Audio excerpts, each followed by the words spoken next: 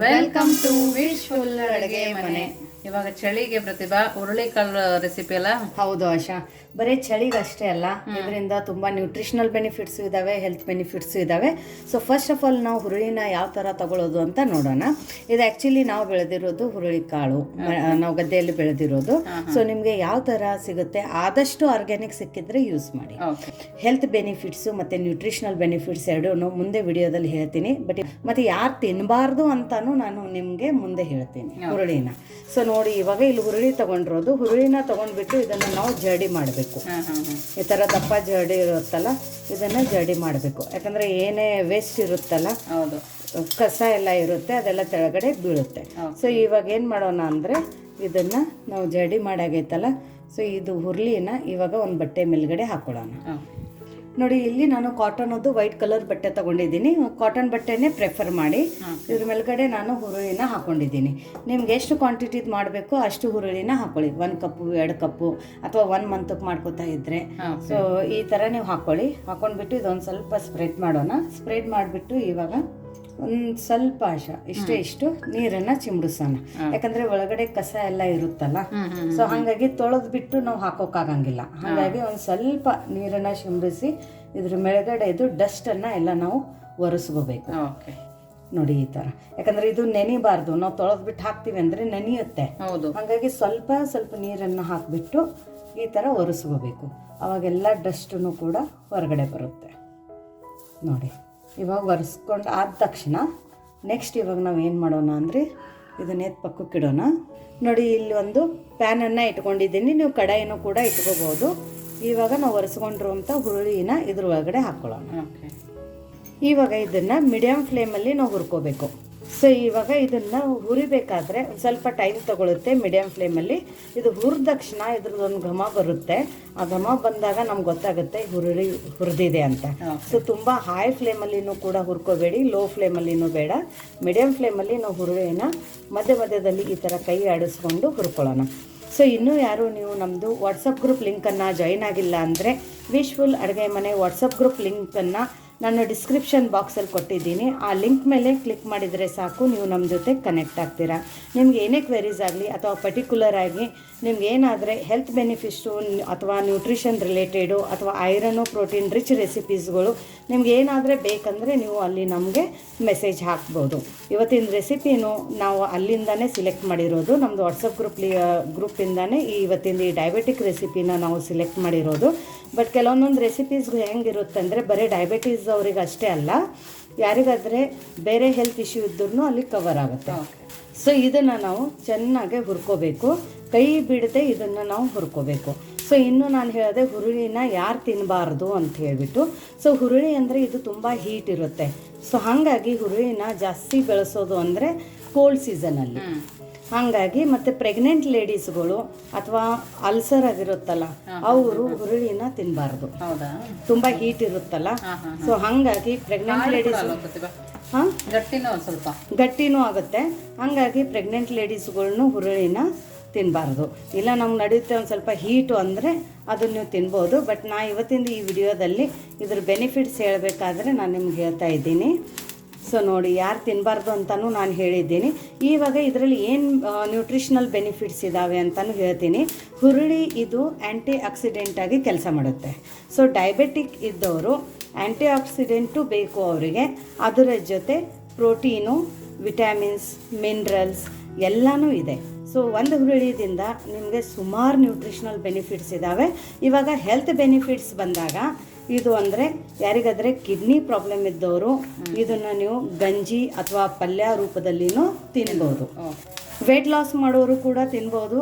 ಅದರ ಜೊತೆ ಕೊಲೆಸ್ಟ್ರಾಲ್ ಲೆವೆಲನ್ನು ಕಡಿಮೆ ಮಾಡ್ಕೋಬೇಕಂದವ್ರೂ ಕೂಡ ಹುರುಳಿನ ತಿನ್ಬೋದು. ಇದು ಏನೂ ಇಲ್ಲ, ನಮ್ಗೆ ಯಾರಿಗೂ ಏನೂ ಪ್ರಾಬ್ಲಮ್ ಇಲ್ಲ ಅಂದ್ರೂ ಹುರುಳಿ ಇದು ಎಲ್ಲದಕ್ಕೂ ರಾಮಬಾಣ ಉಪಾಯ ಅಂತ ಹೇಳ್ತೀವಿ ನಾವು. ಇದು ಮನೆ ಮದ್ದ. ಇದು ಆಯುರ್ವೇದಿಕಲ್ಲಿನೂ ಕೂಡ ಹುರುಳಿದು ತುಂಬ ಇಂಪಾರ್ಟೆನ್ಸ್ ಇದೆ. ಸ್ಕಿನ್ ಪ್ರಾಬ್ಲಮ್ ಇದ್ದವರು ಮತ್ತು ಸ್ಕಿನ್ ಟೋನನ್ನು ಚೆನ್ನಾಗಿಡಬೇಕು ಅನ್ನೋರು ಕೂಡ ಹುರುಳಿನ ತಿನ್ಕೋಬೋದು. ಸೊ ನೋಡಿ, ಇವಾಗ ಹುರುಳಿ ತುಂಬ ಚೆನ್ನಾಗಿ ಹುರಿದಿದೆ. ಇಲ್ಲಿ ನೋಡಿ, ಮೀಡಿಯಮ್ ಫ್ಲೇಮಲ್ಲಿನೇ ನಾನು ಹುರ್ಕೊಂಡಿದ್ದೀನಿ. ಚೆನ್ನಾಗಿ ಘಮ ಬರ್ತಾ ಇದೆ. ಇವಾಗ ಏನು ಮಾಡಬೇಕಂದ್ರೆ, ಇದು ಹುರಿದ ತಕ್ಷಣ ಇವಾಗ ಫ್ಲೇಮನ್ನು ನಾನು ಆಫ್ ಮಾಡ್ಕೊಂಡಿದ್ದೀನಿ. ಇವಾಗ ನೆಕ್ಸ್ಟ್ ಏನು ಮಾಡೋದು ಅಂತ ನೋಡೋಣ. ನೋಡಿ ಇಲ್ಲಿ ಮಿಕ್ಸಿ ಜಾರನ್ನು ತಗೊಂಡಿರೋದು. ಇವಾಗ ನಾವು ಹುರಿದಿರೋಂಥ ಹುರುಳಿನ ಮಿಕ್ಸಿ ಜಾರ್ ಒಳಗಡೆ ಹಾಕೋಬೇಕು. ಬಿಸಿದೇನೆ ಹಾಕೋಬೇಕು, ಆರಿದ ನಂತರ ಹಾಕೋಬಾರ್ದು. ಸೊ ಹಾಗಾಗಿ ಬಿಸಿ ಬಿಸಿ ಹುರುಳಿನೇ ನಾವು ಮಿಕ್ಸಿ ಜಾರ್ ಒಳಗಡೆ ಹಾಕೊಂಡು ಬರೋಣ. ನೋಡಿ ಎಲ್ಲದನ್ನು ಮಿಕ್ಸಿ ಜಾರಕ್ಕೆ ಹಾಕೊಂಡು ಬಂದಿರೋದು. ಇವಾಗ ಬಿಸಿ ಬಿಸಿದ್ರಲ್ಲಿನೇ ಇದನ್ನು ನಾವು ಪುಡಿ ಮಾಡ್ಕೊಂಡು ಬರಬೇಕು. ಸ್ವಲ್ಪ ಸಣ್ಣ ಪುಡಿನೇ ಇರಬೇಕು. ಸೊ ನೋಡಿ ಈ ಥರ ಹುರಿದು ನಮಗೆ ಪುಡಿ ಮಾಡ್ಕೊಂಡು ಬರಬೇಕು. ತುಂಬ ದಪ್ಪ ಇರಬಾರ್ದು, ರವೆ ರವೆ ಥರ ಇರುತ್ತೆ ಇದು. ಇಲ್ಲ ನಾವು ಜಾಸ್ತಿ ಪ್ರಮಾಣದಲ್ಲಿ ಮಾಡ್ತೀವಿ ಅಂದರೆ ನೀವು ಇದನ್ನು ಮಿಲ್ಲಲ್ಲಿ ಕೂಡ ಹಾಕಿಸ್ಕೊಂಡು ಬರ್ಬೋದು.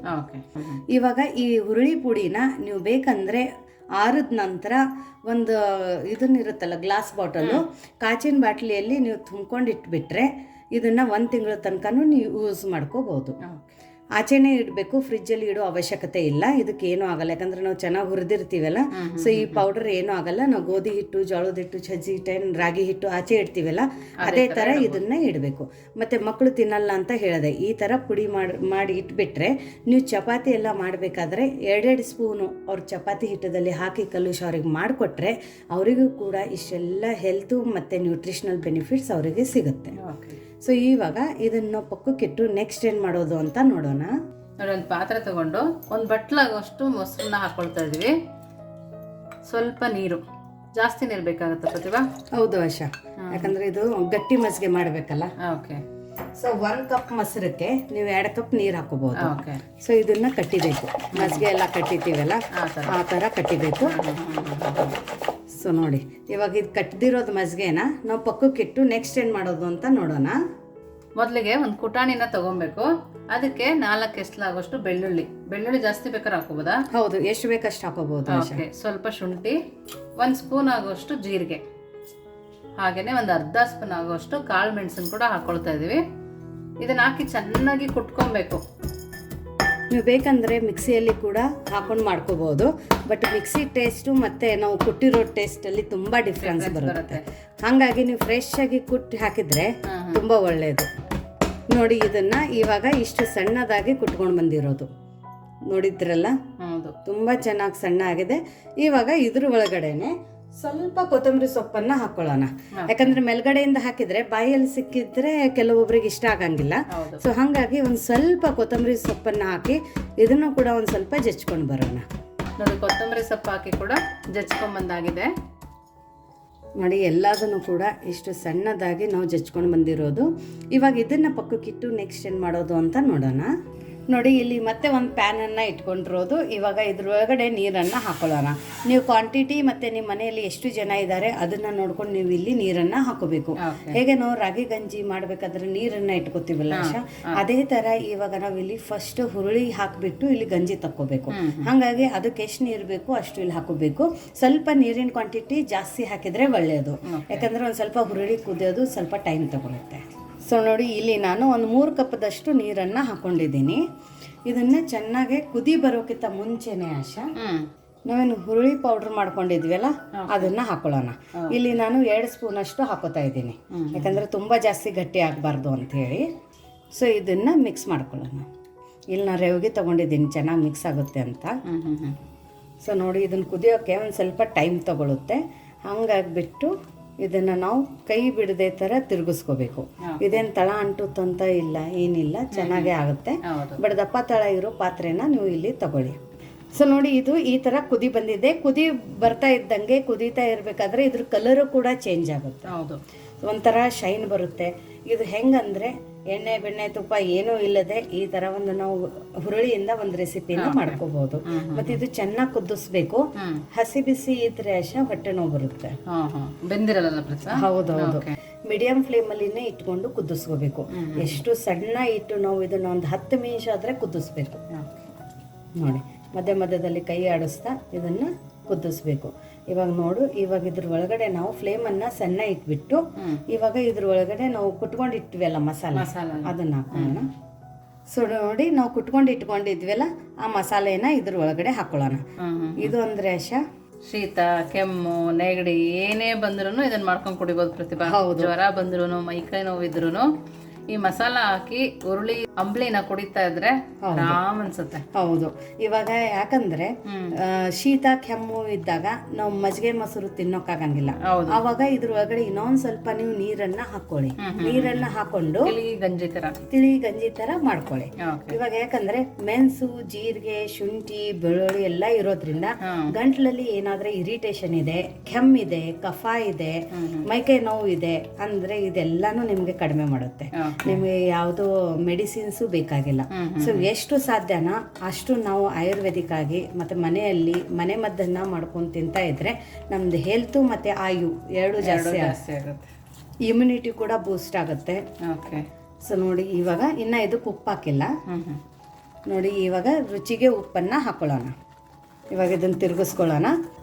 ಇದು ಹೊಲ ಗದ್ದೆಗೆ ಹೋಗೋರು ಪ್ರತಿಭಾ ಬೆಳಗ್ಗೆನೆ ಕುಡ್ಕೊಂಡು ಹೋಗ್ತಾರೆ, ಬೇಗ ಹಸು ಆಗಲ್ಲ ಅಂತ.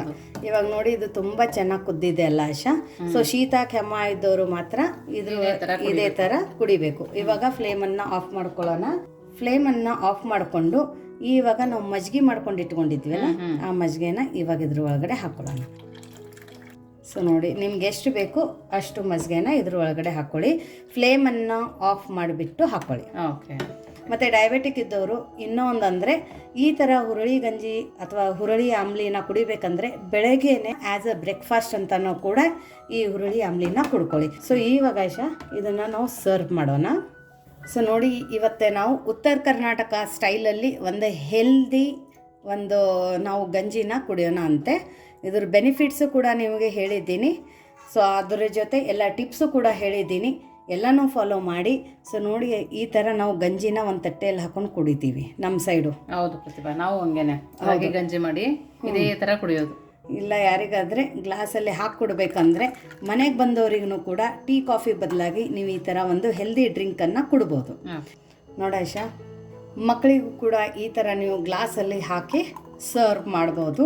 ಆಟ ಆಡಿ ಬಂದ ತಕ್ಷಣ ಅಥವಾ ಬೆಳಗ್ಗೆ ಸ್ಕೂಲಿಗೆ ಕಾಲೇಜಿಗೆ ಹೋಗೋಕ್ಕಿಂತ ಮುಂಚೆ, ನೀವು ವಾಕಕ್ಕೆ ಹೋಗೋಕ್ಕಿಂತ ಮುಂಚೆನೂ ಈ ಥರ ಒಂದು ಹೆಲ್ದಿ ಡ್ರಿಂಕನ್ನು ನೀವು ಕುಡಿದ್ಬಿಟ್ರೆ ನಿಮಗೆ ಎಲ್ಲಿ ಏನು ಹೆಲ್ತ್ದು ಇಶ್ಯೂಸ್ಗಳು ಬರೋಂಗಿಲ್ಲ.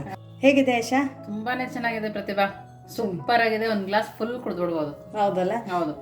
ಬಾಯಿಯಲ್ಲಿ ಮೆಣಸು, ಜೀರಿಗೆ ಅದು ತುಂಬಾ ಚೆನ್ನಾಗಿ ಅನ್ನಿಸ್ತಾ ಇದೆ. ಹೌದಲ್ಲ? ಸೊ ನೋಡಿ, ಈ ಥರ ಒಂದು ಹೆಲ್ದಿ ಡ್ರಿಂಕನ್ನು ನೀವು ಕುಡೀರಿ, ನೀವು ಚೆನ್ನಾಗಿರಿ, ನಿಮ್ಮ ಆರೋಗ್ಯನ ನೀವು ಕಾಪಾಡ್ಕೊಳ್ಳಿ. ಮನೆಯಲ್ಲಿನೂ ಎಲ್ಲರಿಗೂ ಈ ಥರ ಒಂದು ಹೆಲ್ದಿ ಡ್ರಿಂಕನ್ನು ಕುಡಿಯೋದನ್ನು ಅಭ್ಯಾಸ ಮಾಡಿಕೊಳ್ಳಿ. ಸೊ ಮತ್ತೆ ಸಿಗೋಣ ನಾವು ಇದೇ ಥರ ಹೊಸ ಹೊಸ ರೆಸಿಪಿ ಜೊತೆ. ವಿಶ್ಫುಲ್ ಅಡುಗೆ ಮನೆಯಲ್ಲಿ. Thank you.